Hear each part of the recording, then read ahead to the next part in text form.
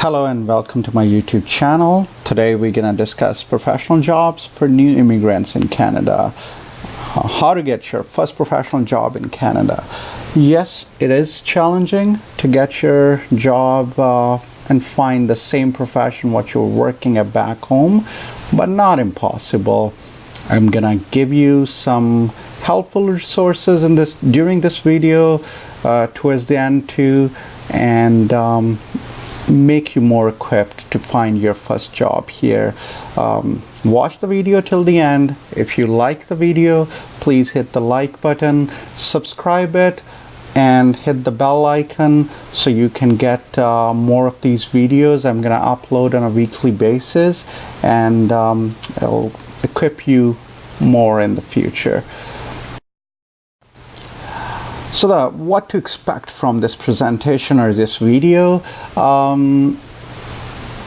My own experience. I'm also an immigrant. I moved to Canada back in 2005. I'm a professional accountant and working in accounting field here in Canada for the last 15 years. I got my first accounting job within 2 months when I moved to Canada here. And throughout, I changed few jobs and learn about the new things, how to get more equipped in your own profession, and that's what I'm going to discuss today. I also volunteer at a local agency. It's a non-profit organization which helps new immigrant to get their first job, and I share these resources which I'm going to share with all you today, so people find it very helpful, and I hope you're gonna be equipped even better too. And the resources provided throughout this videos are the resources I personally used. I saw people who use those resources, they find their job quickly. Of course, there's no promises that, oh, if you use this, you're gonna find the job tomorrow. Of course, it doesn't work that way, but you're gonna be better equipped, and more information is always better. So the first point I want to make here is job market research and professional requirements. This is very important. Find out where the jobs are. Like let's say you're an IT professional and you worked in software development. You need to find out, if you're moving to Canada, that which city has employers who are in that kind of business. I personally live in Winnipeg, Manitoba. I can tell you that there are not many big companies which are doing that kind of business here in Winnipeg, and other smaller cities. I can tell you Regina, Saskatoon, Nova Scotia. These cities have limited market for that kind of jobs. If you have experience in that, you want to move in the bigger cities like Toronto, Vancouver, Calgary, Montreal, that's where your job's gonna be. On the other hand, if I talk about accountants, of course, you can find a job anywhere, and smaller the city, lesser competition, of course, better chances to get your job easily, because bigger cities have had too many professionals sometime, and so much competition. So need to figure out where your market is and start applying jobs there. Job titles may vary. Of course, like when you move from a different country, terminology could be totally different. Giving you one example in my own field, in accounting, back home, they call one position in accounting, which is very important, it's called chief accountant.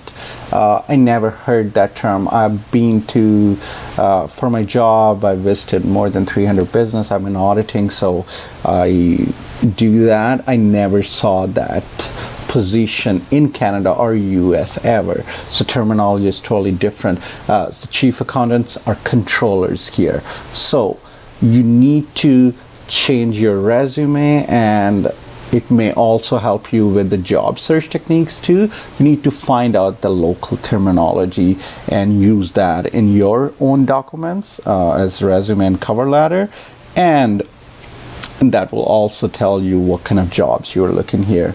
I will also encourage you to take some short courses if you can, if you have time.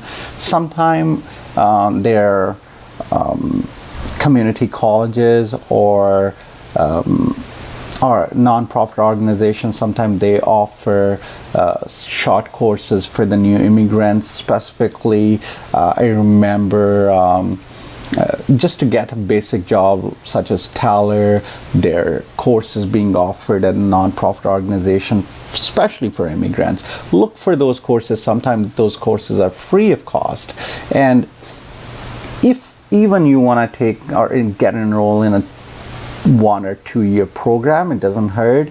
There are many resources available here in Canada which will help you, such as loans and easy loan for students who are in full-time studies, and there are grants available too. Sometime if you're not working, there are many grants you could get paid from the government. Other important part is credential assessment.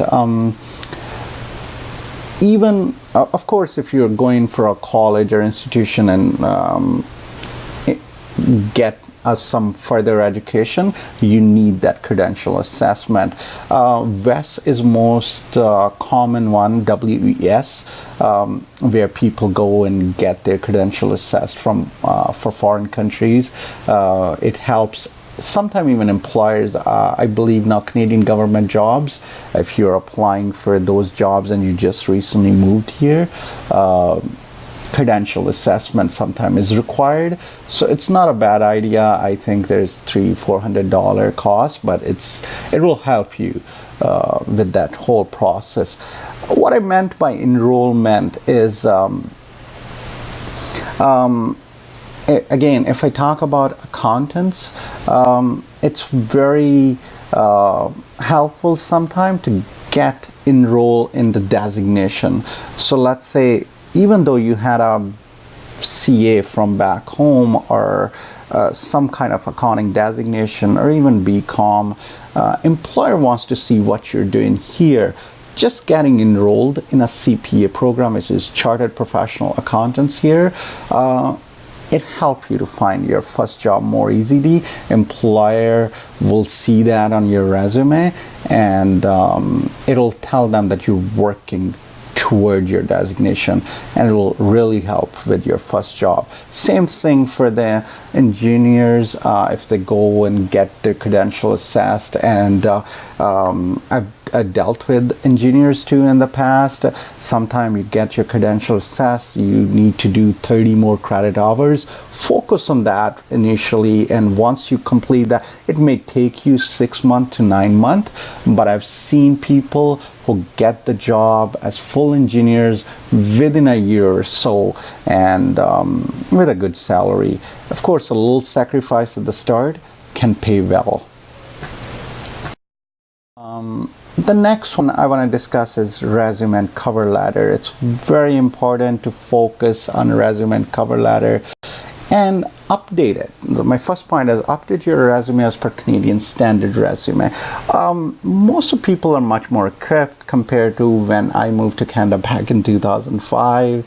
At that time, I remember we used the terminology CV back home, and there's so much information which is sometimes not required and not needed for sure. Like we were putting our date of birth on our resume and sex, and too much information is provided. This is a basic layout. Of course, you can Google it up for your profession. Like if you're engineers, you can see sample resumes and update accordingly.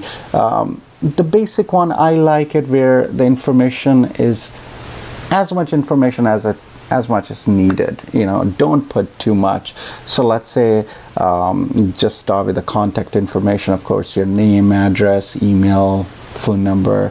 And then the profile is like 5-6 lines with highlights of your education and experience. Like, let's say you say more than 10 years experience in auditing, accounting, or what kind of engineering you have done, like civil engineering, mechanical engineering. If you're an IT professional, you can be specific that I have 5 years experience in networking, and all that will go in your profile. That will highlight. The other important thing you can add to your profile is the software you're aware of, or any certification you want to highlight. It's always important to add Outlook, and Excel, Word, even those things in your profile too. Experience, of course, you need to be more detailed about it. As I said in my previous point, match the job titles. Using the same example, if you're a chief accountant back home, put controller in your resume, so it'll be more helpful for HR people or employer to understand the terminology accordingly. Like, whatever applies to you, look for the terminology, what they're using in Canada or US, and use that. Not in everything, of course, you can change it, but I'm talking about more common things. And education and certificates, sometimes people put, oh, I've done grade 10 here, grade 5 here, like all those things are not very important. They're more concerned about your degrees, any certification, any designation you have completed. Put that information, and that's what needed. Last point, it's somehow related with that. Sometime when we see a job listing and their requirements, and we see it like, oh, I don't meet 5 of these requirements, so I may not be able to apply it. That's just for you. That more than 90% of successful candidates who ended up getting jobs in Canada, they don't meet all the requirements. So some are essential, you need to know, like, so let's say a job is saying that you must have a CPA designation, or you must have that's SAP certification, or you must have engineering license, and you don't have those things. Of course, don't apply for it when it says must and you don't have it. But sometime, let's say it asks for a 5-year experience in something and you have only 1 or 2 years, don't get discouraged, still apply for it. Maybe you get lucky, there are not many people applying for the similar position, and also some of the skills you don't have it, but you can alternate with some of the software experience they're asking for it, and you don't have that software experience, change that with something else.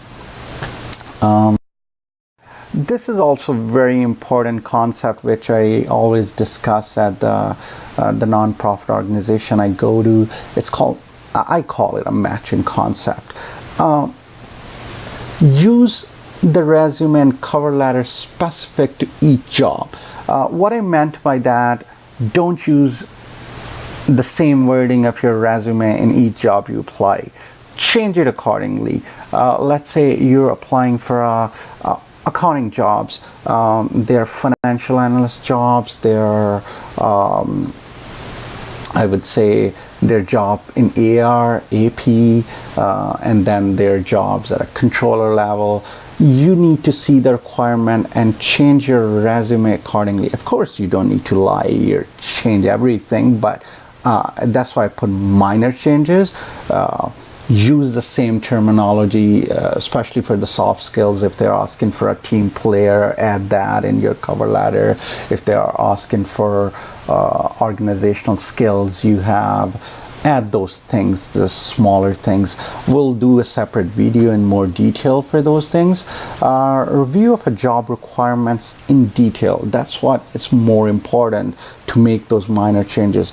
Read it in detail and try to use the same terms in your cover letter and resume. What should and should not be part of your resume? Sometimes you don't want to show that you're overqualified for the job. That's why you need to make those minor changes. So let's say you are the CFO of position. I'm just assuming it, and you're applying for a AP job. Of course, you don't want to put all your experience in detail there. So do it accordingly. Do it on a matching concept. What kind of job you're applying for, that much you need to put. Sometime if you're applying for entry-level position, condense your resume maybe to 1 or 1.5 page instead of like 3 pages resume. Okay.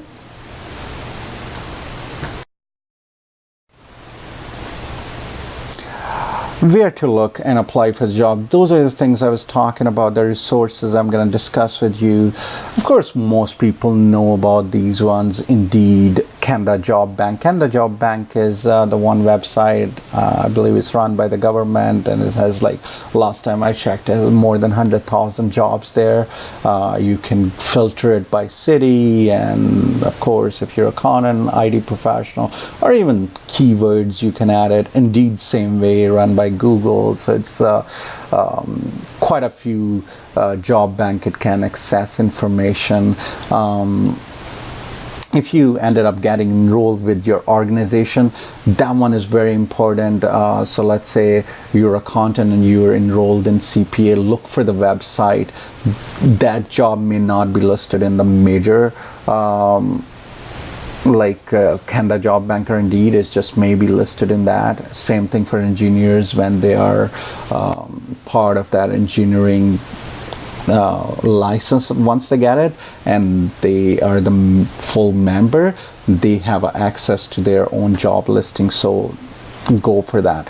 I'm going to also discuss government jobs. Sometimes new immigrants think that it's not easy to get your first job as a government job, but it's not impossible. I would say, especially federal jobs, there are many administration or accounting or entry-level IT jobs. They pay well too, and sometimes it's a term position and not many people applying for it, or sometimes it's federal government has bigger departments and they may be hiring 10-15 people.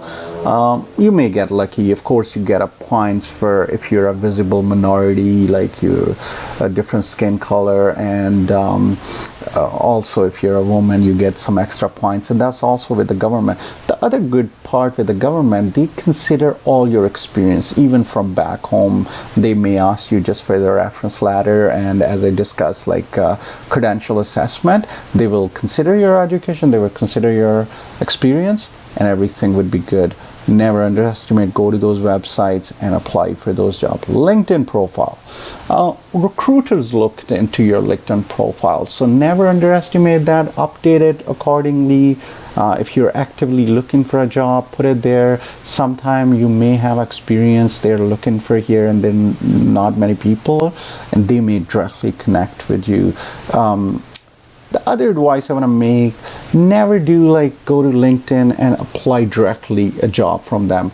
As I mentioned in my previous slide, that you need to change your resume and cover letter accordingly. Don't keep using the same profile to apply for all the jobs. Look at the jobs at the LinkedIn or Indeed, but then go to the employer website and apply it there. That's my personal preference. I will ask you to do. That's also very important. Apply without active job opening. When the job is already on Indeed or LinkedIn or any other, those Canada Job Bank, that's visible to thousands or like 100,000 people maybe looking for the similar position. And in your cities, maybe hundreds or thousands of people applying for the same position. Sometime, that I heard directly from the employer, that before they post the position, they look their internal portal. Most of the bigger employers, like the insurance company, again, I'm from Manitoba here, there's a Blue Cross. Manitoba Blue Cross is a big employer. They have a profile where you can add your information, and they will take you from there. Sometime before they post a job, they look for the people who are already interested in the similar position, and they connect with you even without posting that position. So, and even it doesn't hurt to go to different employers and drop out your resume. Sometimes it helps. So the next one I want to discuss, and that's also important, employment agencies. There are many employment agencies in Canada which are helping people to find their jobs. Sometimes not all employment agencies are helping new immigrants. What I remember, Robert Half had rules in the past. I believe they changed it a bit. Before that, they wanted at least 6-month Canadian experience, but now they are more flexible.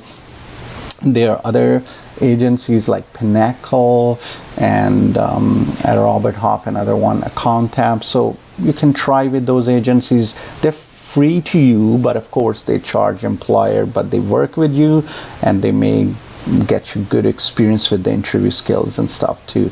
So it doesn't hurt to go to them. Government funded organization for new immigrants, that's very, very important. Many people doesn't consider that. Of course they go to the program for new immigrant where they help them with their cover letter and resume preparation and telling them about Canada. But also I'm going to share with you shortly a link where you can find in your area, wherever you are moving, you are already there in Canada, you can look specifically for those organizations. And I personally deal with one of them. I got my first job through one of those agencies called Success Skills Center. My first job through them. My wife got the first job through them. I had so many other stories. So go to those people because they're really, really good people, helping you, going with you for your interviews and helping you to find your first job. Another one people don't consider, government sponsored programs. You can also find those programs at those agencies or those organizations. What those are, under 30, I think in Canada, they're under 30 people, like if you're under 30 age, you get paid training for 6 weeks. So they will train you for the interview skills and resume and cover letter skills, and they also pay you while you're not working but just getting trained. There are also programs that they will pay employer for the first 3 months, which is a great initiative by the government, that employer have a very least risk. If they don't like you, then after 3 months they wouldn't work with you. But of course most people are hardworking and they get their permanent job after that. So look for those programs, talk with those agencies. I'm going to with you now. These are some of the links. The Job Bank, most people get familiar with that. This is the Canadian government website, but that's the services and the index for all those newcomer agencies are there. Go to that link, filter your area, your city, and it's gonna really help you. Success Skills Center, that's the one I was just talking with. That's in Manitoba, in Winnipeg, Manitoba. So if you are in Winnipeg, Manitoba, or if you come into Winnipeg, Manitoba, that's something very, very good. I had a personal experience with them. And the last one is the Canada government job, which I discussed with you.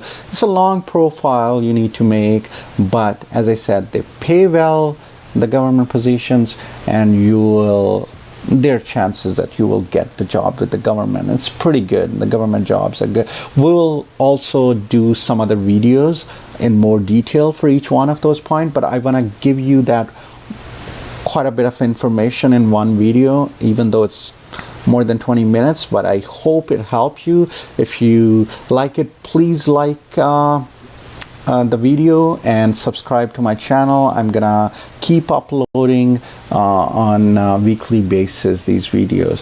Thank you very much again for watching this video.